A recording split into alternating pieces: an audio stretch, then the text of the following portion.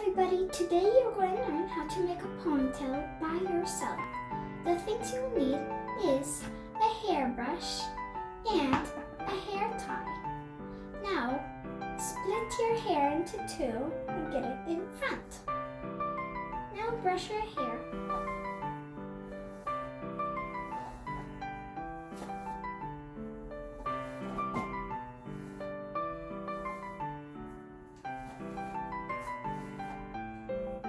Now, grab your hair tie and get all your hair in from the front to the back. Make sure there's no hair on your ears. That's going to ruin it.